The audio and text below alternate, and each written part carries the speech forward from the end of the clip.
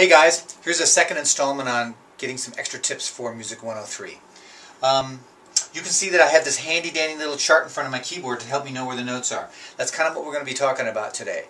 So let's make sure we have a connection between the actual notes on the keyboard, what the names of those notes are as far as the musical alphabet, and then where those notes live on the grand staff itself. Okay? So, stay tuned. Okay, so let's get a couple things straight. Remind yourselves, as you look at the entire length of the keyboard, middle C is the C that lives in the middle of the keyboard.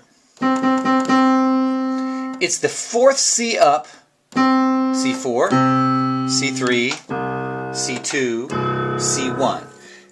Middle C is the fourth C, so his name is C4. Okay? Great. C4, D4, E4, F4, G4, A4, B4, C4. Now let's talk about sharps and flats. C, D, E. If I take an E and I lower it a half of a step,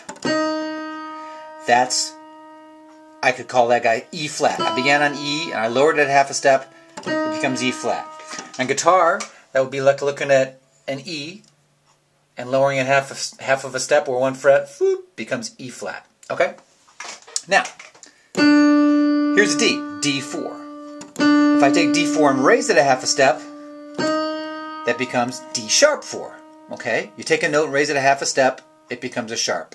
On guitar, it'd be the same thing, moving it up one fret. Now, you got to be able to be understanding with this. D sharp is the same as E flat. They are enharmonic equivalents of each other. Okay? Remember that name, enharmonic equivalents. D sharp is the same as E flat. F sharp is the same as G flat. G sharp is an enharmonic equivalent of A flat. Okay, we're good with that? One last thing. Imagine this. If this is G, this is G sharp. If I raise a sharp another half a step, I know it looks like an A, but this could also be called G double sharp. Why would I ever do that?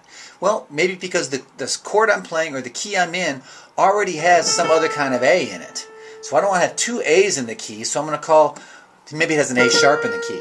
So I don't want to have two A's, I'll call this guy G double sharp, and then maybe F sharp is my next note down. Okay, that's why you would have double sharps, or A flat, A double flat, or double flats. Okay, let's talk about getting notes from their names, from the keyboard, onto the staff. The staff, okay? These lines of just 5 lines across here. A staff is just a graph of highness to lowness in pitch. High notes higher, low notes lower, and time, left to right. That's all it is. Pitch versus time is what the staff is. The grand staff, the staff that has 5 lines up here, 5 lines down there. Treble clef here, bass clef there. The grand staff, really, you guys, is just a 10-line staff. The space in the middle is kind of there to remind you where you are, plus the fact that your eyes would swim if you had to look at 10 lines. So the grand staff covers a big range. That is a distance from the highest note to the lowest note that can be represented. This bottom note here, and the bass clef, that C that you see all the way down there, and then the next C up, C3, and then middle C in the middle. Hey, remember we talked about middle C? Check this out. Let me zoom in for a second.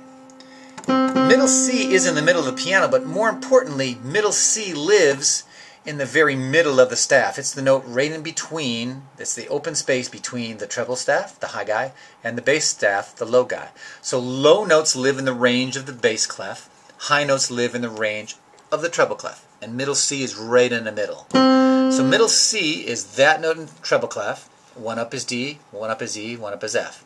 That same middle C could be written in the bass clef here with what's called a ledger line, a little temporary line right there that just for that moment makes the staff really 6 lines.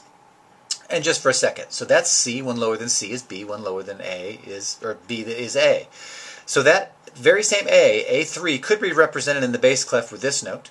Could be represented in the treble clef with this note. It's the same pitch. In both cases, it's that guy. But it can just be written 2 different ways depending on the clef. Bass instruments that live in the low range of the world, trombone, tuba, bass guitar, fact, most of the music lives here. Notes that tend to be in the higher range of sound, say soprano voices, say flutes, say clarinet, will tend to live up here because most of their notes live in this area. Finally, you need to start being able to recognize who all of these notes are on the staff as well as on the piano keyboard as well as in the alphabet. So, one of the easiest ways to remember it is just to remember a couple of little mnemonic devices to get you through this. In the treble staff, the staff that deals with this treble clef. Hey, by the way, the term clef, you guys, is descended to us from the French clé, spelled the same way. Clé. In French, that means key, like you use a clay to open the door. So if you can use your imagination, the treble clef kind of looks like a door key. That's sort of where it came from. The circle of the treble clef is wrapped around G. G is the note that lives on the second line right here. The curly Q of the treble clef wraps around G, so that's why it's often called a G clef. Anyway, if you number the lines, you'll start getting an idea of, you can kind of remember where you are. And check this out. The bottom note, the bottom on the very bottom line, the first line, E, and then G is on the second line, B is on the third line, D is on the fourth line, F is on the fifth line. You might remember the little mnemonic device.